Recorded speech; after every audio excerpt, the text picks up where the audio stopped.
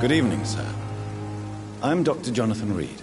I'm new here. I've already heard about you, Dr. Reed. I'm Milton Hooks, the ambulance driver for this shithole of a hospital. That's quite a blunt introduction, Mr. Hooks. You can call me Milton. I like to speak my mind, Dr. Reed. Perk of the job. Don't judge me, and I won't judge you. I'm not sure I understand what you're talking about. Well, I'm no doctor, but I'm pretty sure a gun can't be used as a surgical instrument. You have a keen eye. I learned to shoot during the war, and have carried one ever since. Old habits die hard.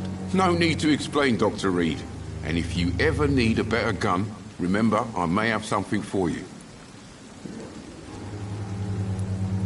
I'd like to see your goods. Wise choice, Dr. Reed. A reliable gun is what everybody needs these days.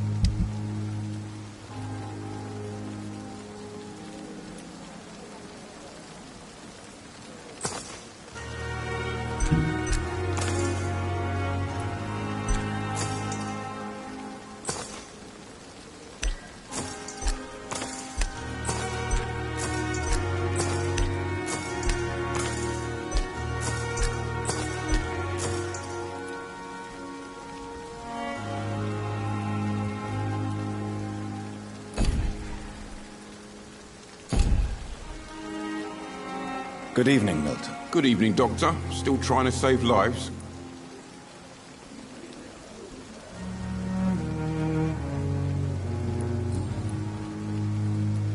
Are you really smuggling weapons through the hospital? And why not? I've already been attacked by patients, you know. And by gang members willing to steal my money. But you're not defending yourself.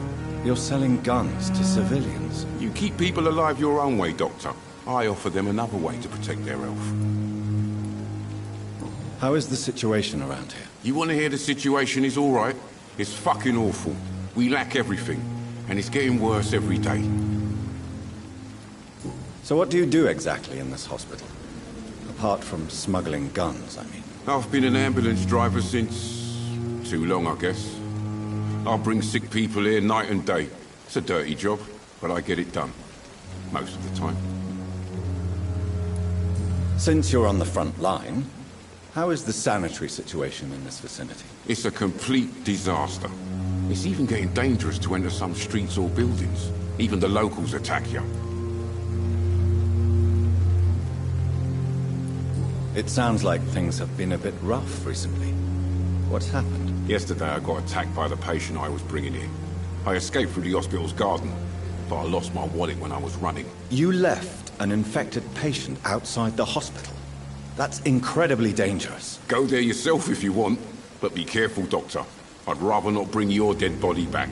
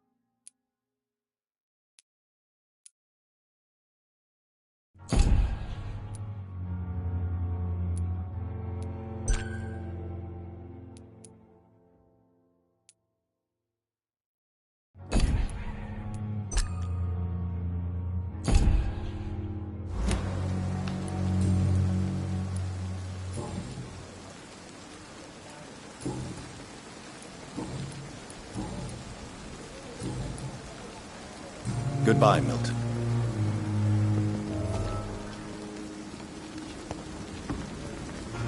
Perhaps I should consider the offer.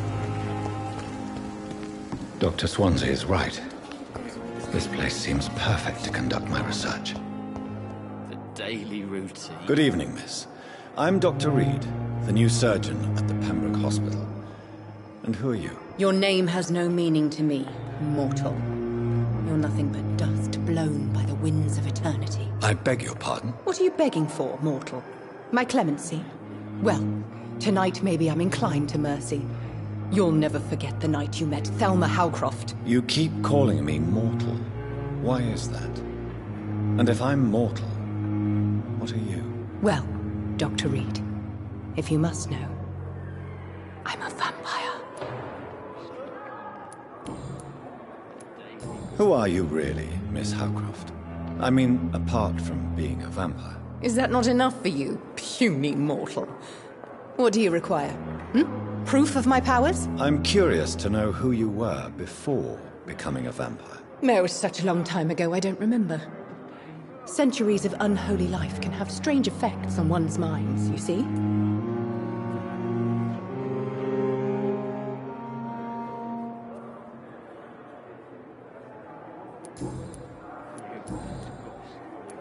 And why do you believe you're a vampire? I don't need to believe anything. It is what I am. It is what I feel within this hollow shell of flesh. Please, describe to me how you feel. What is it like to be a vampire? I can hear my body crumble from the inside as my flesh cracks and fades. I sense the last pulse of postulant blood within my drying veins. I need new blood. I see. Have you ever heard of Cotard syndrome, Miss Howcroft? Never. It's a mental illness discovered by a French neurologist named Jules Cotard. The affected patients are delusional. They believe that they are putrefying, that they are dead, a ghost or a ghoul. Or in your case, a vampire. Delusional, you say? Oh, sad and petty mortal. You can't even begin to understand the concept of immortality. And you think it is I who am delusional. I'm assuming you must be a patient here. Am I right, Miss Howcroft? It's only a cover. To hide from my enemies. I can leave whenever I want. As a woman, a spirit, fog, or bat.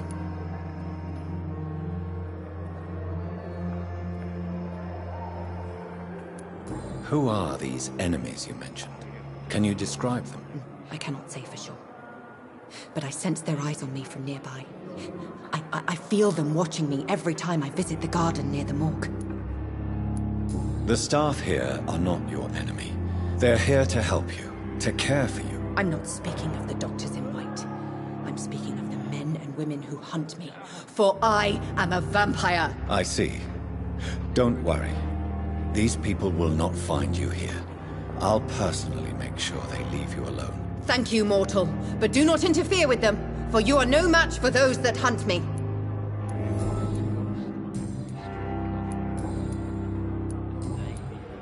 I'll leave you, Mistress of the Dark, to your nocturnal activities. I wish I could be sick again. Feel my blood boil with the fever.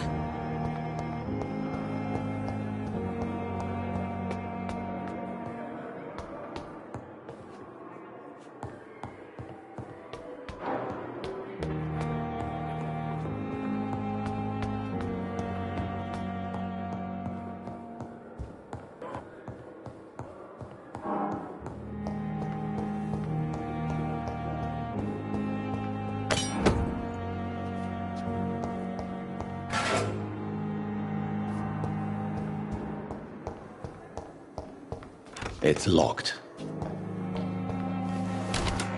This must be the place. It's definitely away from prying eyes. Relegated to the shadows. A kingdom of my own. At least I won't be sleeping in a coffin.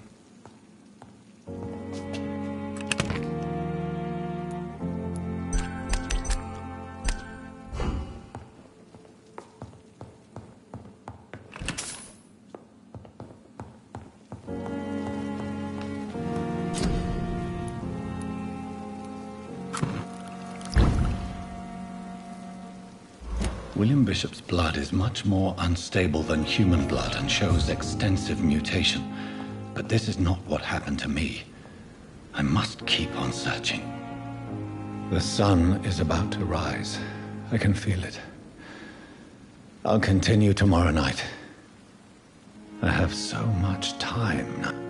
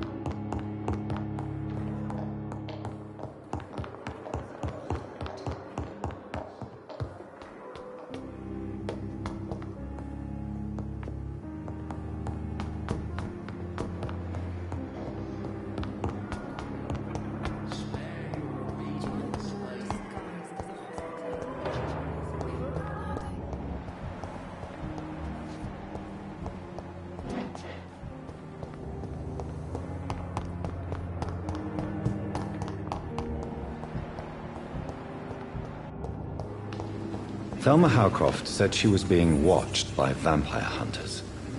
Where are they hiding? I should investigate. It's locked, all right.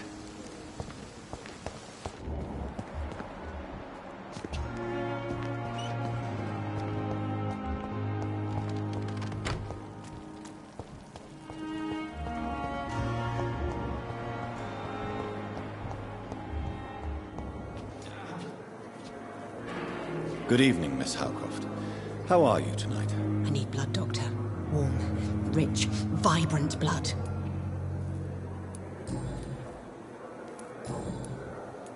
I'll leave you, Mistress of the Dark, to your nocturnal activities.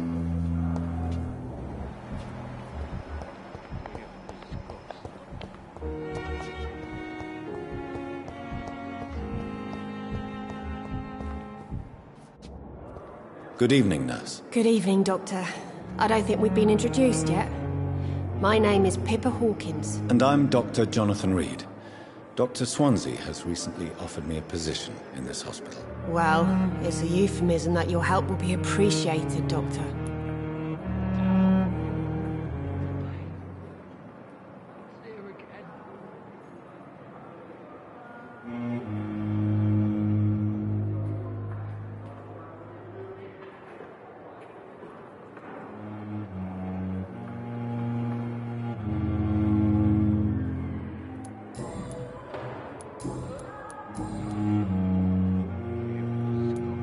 How would you describe the situation at the Pembroke Hospital? It's serious. The flu is wreaking havoc amongst the staff and patients. We are running out of everything. Nurse Hawkins, the Spanish flu won't last forever. Even the Black Plague didn't kill everyone. I wish I could believe you. But what if this epidemic was worse? What if in the end, nobody was spared?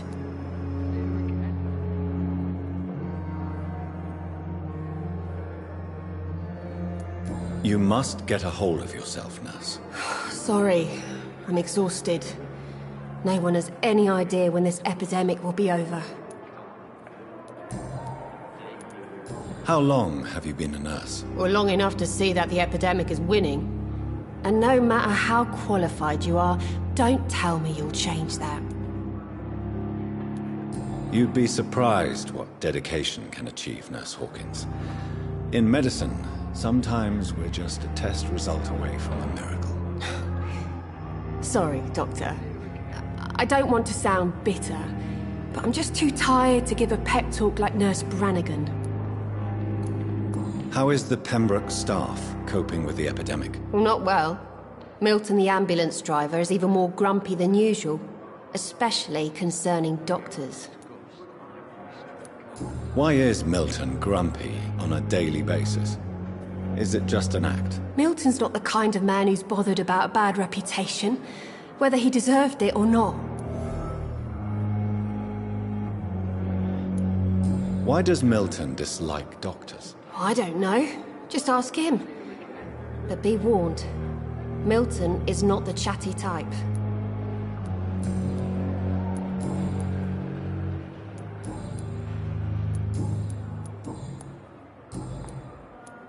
Goodbye, Nurse Hawkins. Fear and disgust on every street corner. Good evening, sir. Can I help you? Unless you're here to fix my face. No. I don't think you can help me. I'm Dr. Reed. I've recently taken the position of head surgeon here. War injuries, am I right? You guessed right, Doctor. German shell took my pretty little mug right off. But they still call me Thomas Elwood. How is your stay with us, Mr. Elwood? Oh, it's bliss. I just escaped death in the trenches to be surrounded again by the moans of the dying. Can I ask you precisely why you're a patient here? It's the pain, sir. The drugs don't work. It just hurts under the scars, if you get my drift. Can I do anything for your pain? Nurses gave me a bunch of pills. No effect. Told you. It's like the flames are under my skin, burning away. Who is treating you? Is someone in particular looking after your case? Nobody since the old and tired doctor spoke to me. Started to think I was forgotten about. Wouldn't blame you. You don't seem worried by that. My face hurts so much more when I smile or cry. I've learned it's easier not to speak. But be assured I'm smiling inside.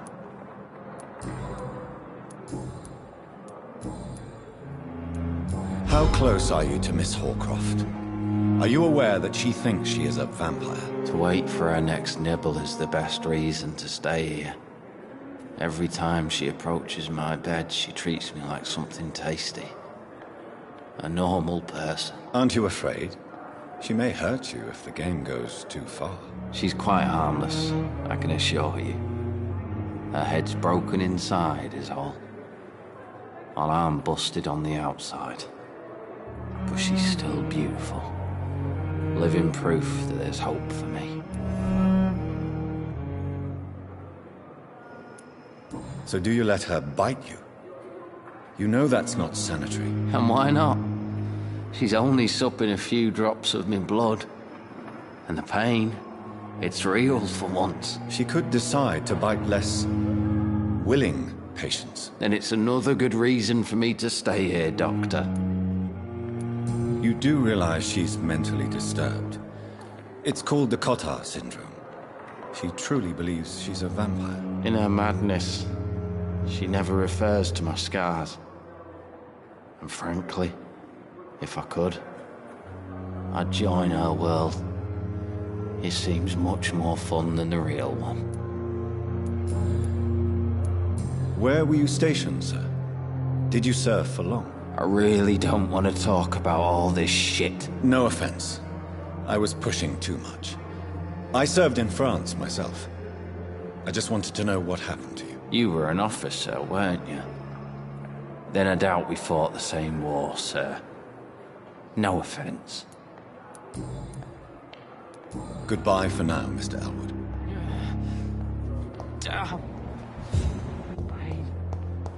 I cannot enter. Good evening, Mr. Hampton. How do you feel? Dr. Reed, is it? Oh, sir, I must apologize for my behavior. What do you mean? I was not myself in the factory. Fear and exhaustion made me say awful things to you, I'm afraid. You remained perfectly nice and polite. A little delirious, perhaps. But who wouldn't be after enduring an abduction? Thank you, Doctor. That's a relief. Now all I need to do is rest and return to my flock.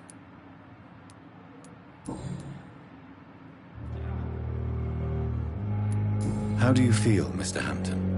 Medically speaking, I mean. I feel exhausted.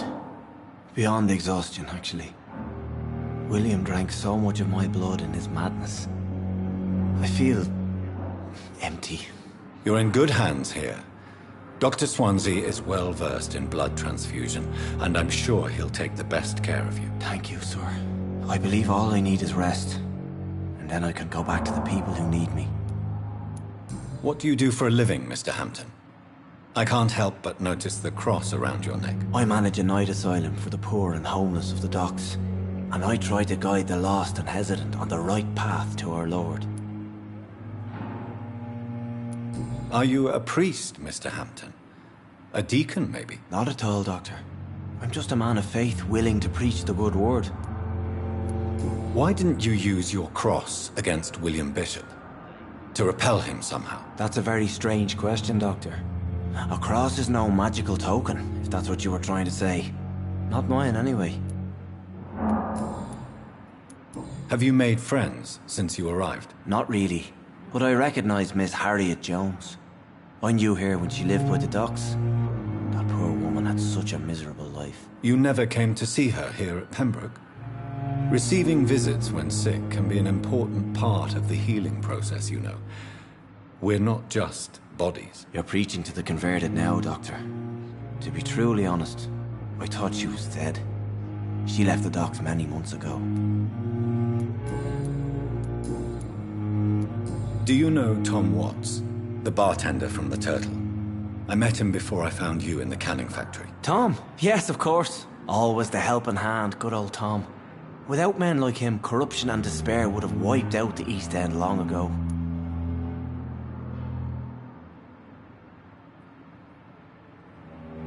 Who should I avoid in this part of town, then? Any particularly evil figures? Not really. Most men and women are just doing their best. And it's not my habit to speak ill of people I know, Doctor.